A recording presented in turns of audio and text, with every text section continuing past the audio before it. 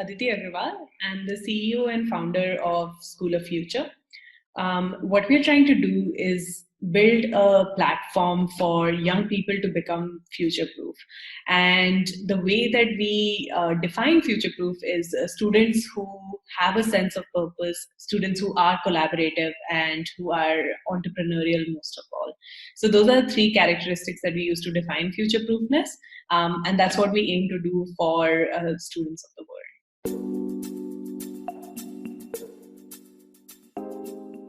So the story of starting School of Future is a little bit of like a story of my own journey. And the way that things got started actually was like many things, right? I grew up in the first 5 years of my life I spent in a village. And when I was living there, I lived with my aunt and uncle. And they were both the doctors in the village. And just think, from very early on, I kind of started to notice different access to education opportunities. And so when I was 5 years old, I actually moved from the village and came to the city to live with my parents and to study at a good school. And since then, I just always could sense so much distance between my city friends and my village friends, and just being a person who grew up with that dynamic at all times, which actually a lot of Indian people grow up with, it pushed me to start to think about education in a way. And then when I had just started to study in university, my brother and I actually came together to build a startup. We were both very young. I think I'm 17, he was maybe 18 or 18 and a half or something. And we started an organization called NGO Fuel. And the idea was to connect students to NGOs so that students could contribute their skills and NGOs could get access to these skills for much cheaper and in a much easier way. It was, probably the first crowdsourcing platform in India, and definitely before, startups were hot in India at that, like, for everyone, right? Like they had started to exist, obviously, but they were not like super known. So we were kind of part of the first wave and saw the startup ecosystem emerge from that point of view. And it was really interesting. Like I learned everything I know about work, from like writing a basic email to talk. Like I know how, I remember the story of getting like the first client. NGO Fuel really set me on a different track in my life, and that's very important because of what we are doing now. So that was kind of the start of a lot of things. And once I graduated college, I kept working in education. I worked in the space of education technology, worked a lot on products and design, worked in policy areas, and then also worked a lot with international schools around the world, developing and creating 21st century programs.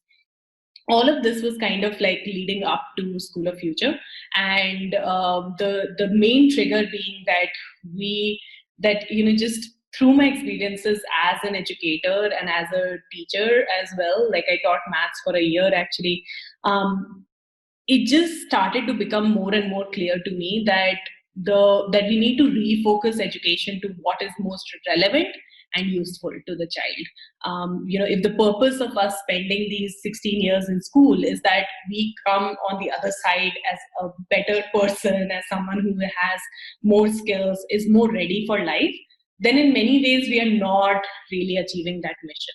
So School of Future is trying to balance that out in some ways. And what we're trying to do is really get as many students as possible the experience of genuine transformative learning and the experience of actually doing things that matter to them and to their future.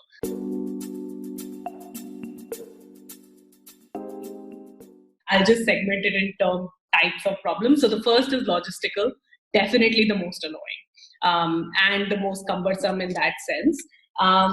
But the second problem I'll talk about is hiring, right? Hiring is just really, really hard. We are a bootstrapped organization. We don't have a lot of money on offer. And it's really tricky to get people who have the right kind of skills, who you also want to pay the most that they should be paid, right? You want to build a massive organization, you want the best people in the world, and they deserve to be paid well. And unfortunately, we are literally in a situation where we cannot. So that is a very hard position to be in, at least right now. Then number three, I would say, is just honestly, the lack of imagination, right? Like the way we think about education at School of Future, like honestly, no one thinks like that about education.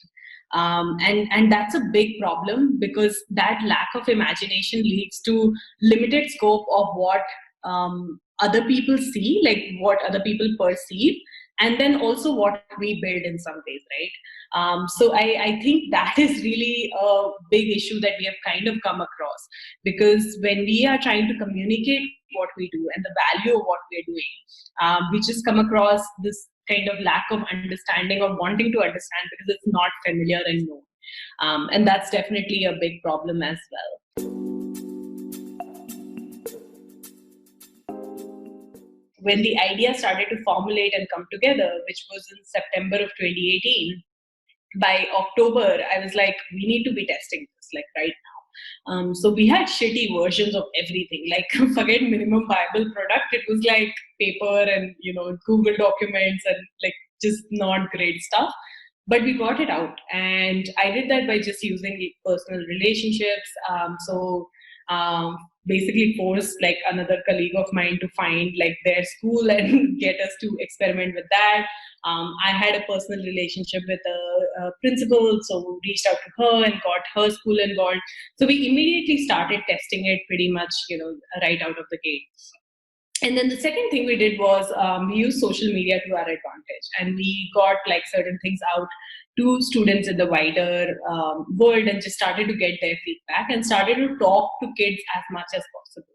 So one of the things is like, cumulatively speaking, our organization, like just, of 7, 8 people, has probably spent like 10,000 hours talking to students. And we like really like spend a lot of time understanding who our kids were, what was the persona that we were going after, why does this kid want to be an entrepreneur, why does any kid want to ever be an entrepreneur, what is driving them, what kind of kids are interested in learning skills of the future, what matters to them, just a whole horde of questions that we would keep asking kids, and try to understand where they were getting to and who they were really.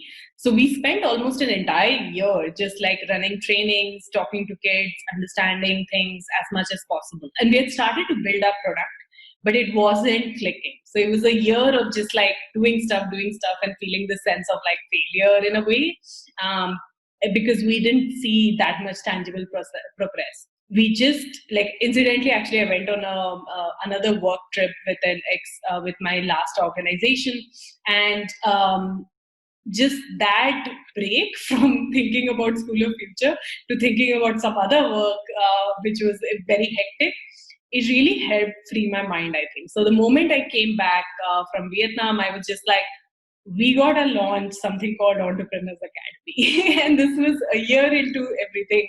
And you will not believe this, Renee, but we basically, so I said these words, we have to launch something called Entrepreneurs Academy. 100 days, a student will become an entrepreneur. It's going to be all online, obviously, like anything else that we did. And so we said this, and then Kelsey had this another, our co-founder, Kelsey Root, she had this other crazy idea that she was like, I think kids will learn better if we broke down everything into 15-minute skills. So these two ideas happened, like we had this discussion. Literally, these are the 2-3 sentences that were said. And 20 days later, we launched Entrepreneurs Academy. It was with our first cohort of students.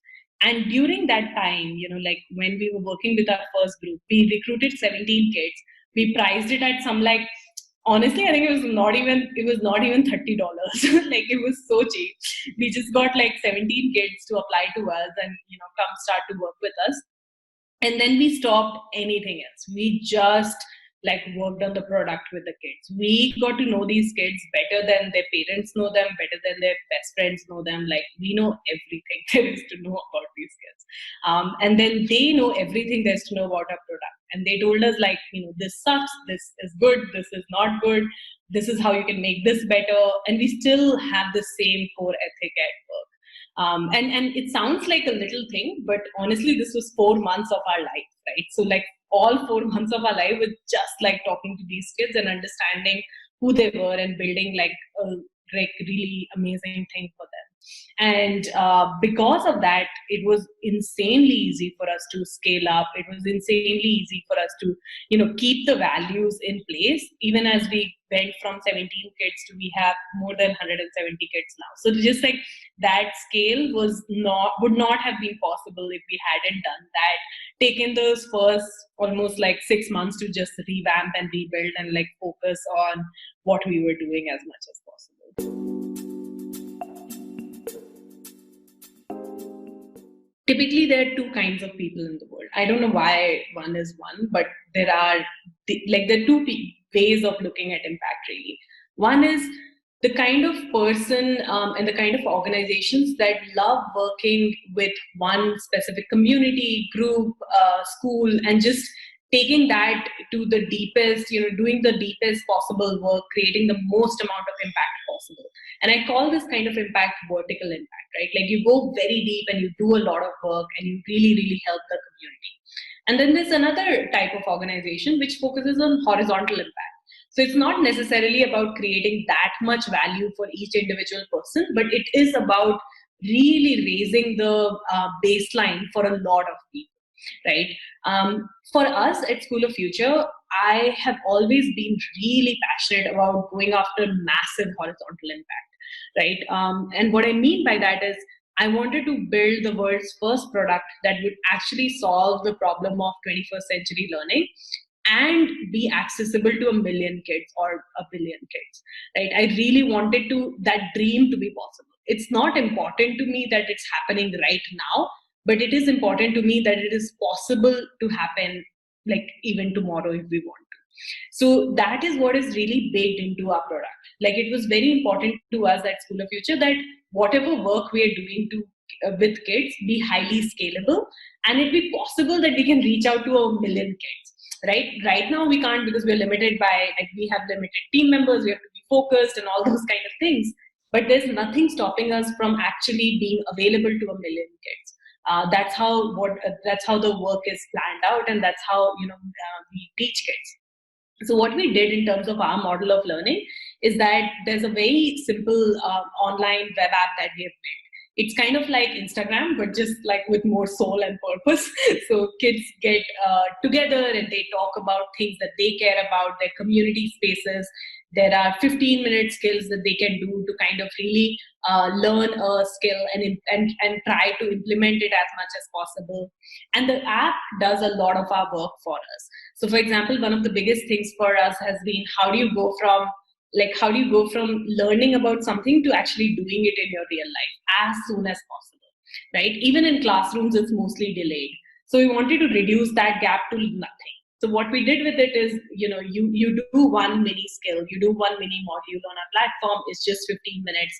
You get that knowledge, and then the next mini skill will start after you've applied your knowledge. So students are pushed almost towards this space of like, you learn something, you do it. You learn something, you do it. And that's how, it keeps growing from there. So the platform becomes a very, very critical part. And then we obviously have personalized mentors and a lot of collaborative peer learning. That was another very important element that came for us. So with COVID, what we really did was we said, like, why should we just look at India? Let's make our program accessible to students from all over the world. So we actually launched in, now we are in, I think, 18 countries. Like we have students from 18 or 19 countries who all come together. And, just as an example, so we recently, just this last weekend, we launched a November cohort, as we like to call it. And with the November cohort, there's 25 students. They come from, I think, 8 or 9 different countries.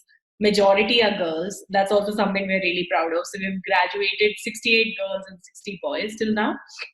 And that's a number. And because we run something called Entrepreneurs Academy, that's not, like, it's not normal for so many girls to be CEOs, but in our program they are. So yeah, that's kind of where we are at right now. And COVID really was interesting for us, I think, specifically because it helped us go global faster than we would have.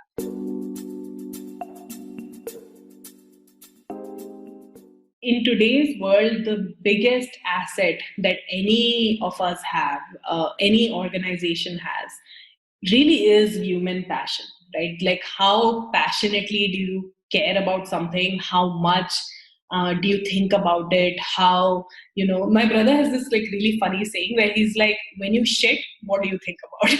If that thing is not the thing you're working on, you're working on the wrong thing, right? And I think it's so simple and so like well put, because it's true, right? Like, what do you think about for most part of your life, especially when you have like, where does your mind wander to?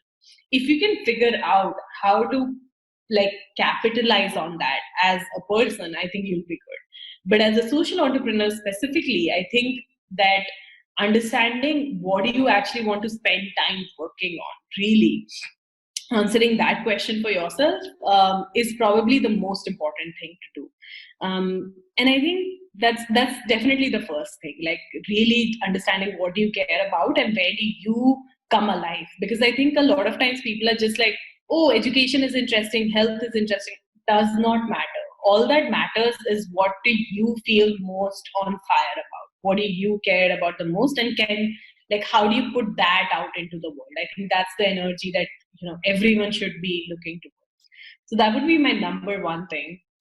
Number two, I would probably say that just understanding that the journey of social entrepreneurship in specific is a pretty tricky one, because not only does it have all of the hardships that entrepreneurship typically has, social entrepreneurs specifically have this other stuff around like, oh, I can't be like, I can't take any breaks.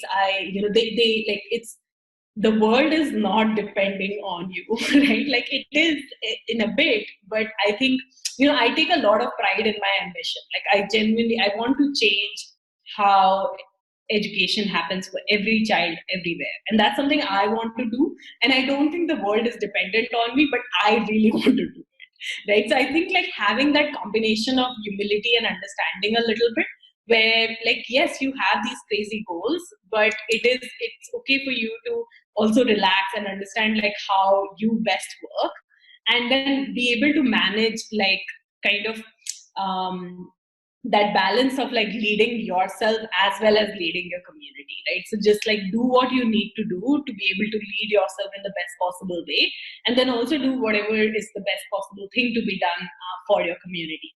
But I think like when we undervalue the self a little bit too much, then it just leads to unhappiness and, kind of not like our best possible work. And I think that's not good for anyone.